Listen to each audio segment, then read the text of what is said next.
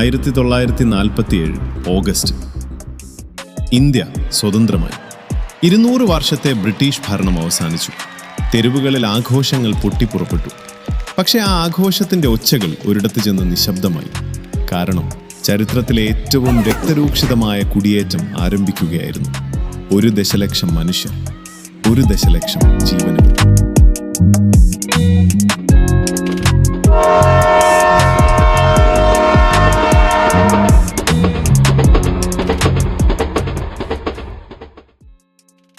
Britain വരുന്നതിനു മുൻപ് ഈ ഉപഭൂഖണ്ഡം ഒരു ചേർപ്പുകൊട്ടയായിരുന്നു.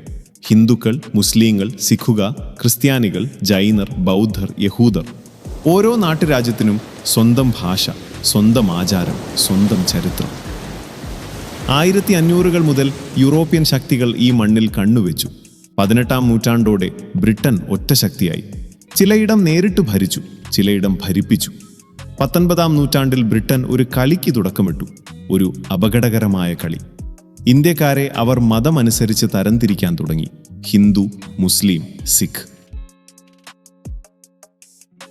തിരഞ്ഞെടുപ്പിൽ ഒരാൾക്ക് സ്വന്തം മതത്തിലെ സ്ഥാനാർത്ഥിക്ക് മാത്രം വോട്ട് ചെയ്യാം. വർഷങ്ങളായി ഒരുമിച്ച് ജീവിച്ചവർ സംശയത്തോടെ പരസ്പരം നോക്കാൻ തുടങ്ങി. ഒരൊറ്റ ജനതയ്ക്കിടയിൽ ഒരു അദൃശ്യ മതിൽ.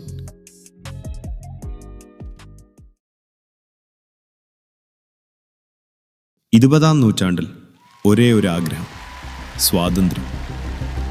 2-ാം ലോക മഹായുദ്ധം ബ്രിട്ടനെ തകർത്തു. സാമ്പത്തിക ശക്തി ചോർന്നുപോയി. ഒടുവിൽ ബ്രിട്ടൻ വഴങ്ങി. ഇന്ത്യ വിടാം. പക്ഷെ ഒരൊറ്റ ചോദ്യം ബാക്കിയായി: ഏത് ഇന്ത്യ?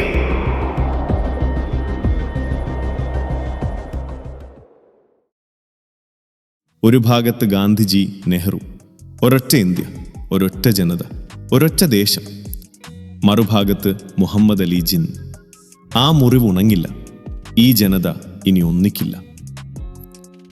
ജിന്ന ഒരു ആവശ്യം ഉന്നയിച്ചു: മുസ്ലിങ്ങൾക്ക് ഒരു സ്വന്തം ദേശം, പാകിസ്ഥാൻ.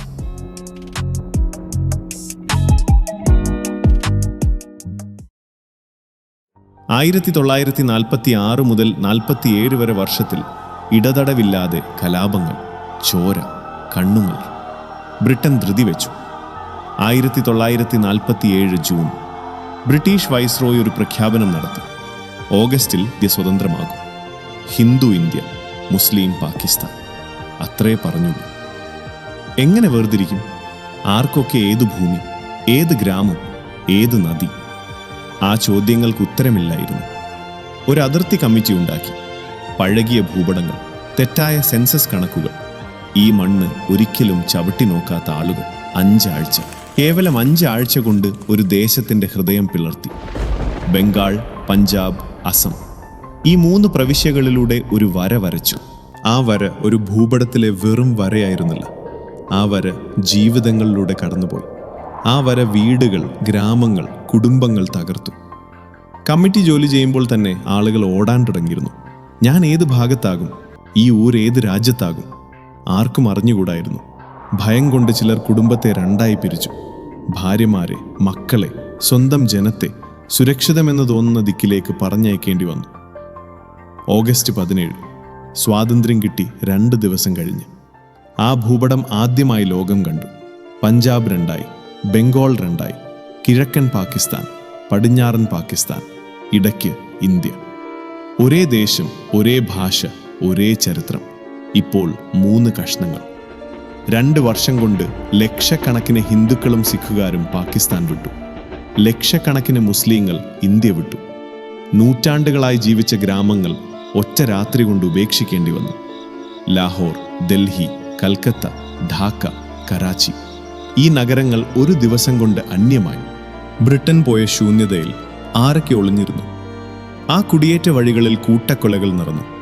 ഏറ്റവും കൂടുതൽ ചോര ചിന്തിയത് പഞ്ചാബിൽ. 1 ദശലക്ഷം മനുഷ്യർ, 1 ദശലക്ഷം ജീവനുകൾ. ഏറ്റവും ക്രൂരമായ ഇരകൾ സ്ത്രീകളായിരുന്നു. 1 ലക്ഷം സ്ത്രീകൾ തട്ടിക്കൊണ്ടുപോകപ്പെട്ടു. ബലാത്കാരം, ക്രൂരത, ഇരുട്ട്. ചരിത്രം ഈ ദിവസങ്ങളെ ഒരിക്കലും മറക്കില്ല.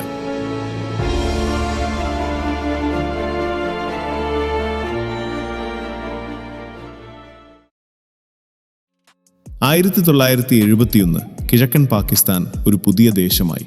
ബംഗ്ലാദേശ്. ഒരൊറ്റ വിഭജനം, 3 രാഷ്ട്രങ്ങൾ. കാശ്മീർ.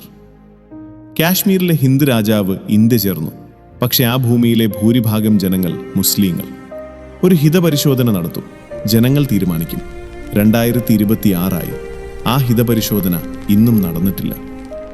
ഇന്ത്യയും പാകിസ്ഥാനും 1947 മുതൽ ഇന്നും കാശ്മീർ തർക്കിക്കുകയാണ്. 78 വർഷം കഴിഞ്ഞിട്ടും. ഒരു അതിർത്തി വരച്ചത് ചോരയിലൂടെയായിരുന്നു. ഒരു ദേശം പിളർന്നത് കുടുംബങ്ങൾക്കിടയിലൂടെയായിരുന്നു. ആ ചരിത്രം ഇന്നും ആ മണ്ണിൽ ജീവിക്കുന്നു. ആ ഓർമ്മകൾ ഇന്നും ആ തലമുറകളിൽ ജീവിക്കുന്നു. ഒരൊറ്റ തീരുമാനം, ഒരൊറ്റ ഭൂപടം, ഒരൊറ്റ വര. ഒരു ദേശം ഇനി ഒരിക്കലും ഒന്നാകാത്ത വിധം.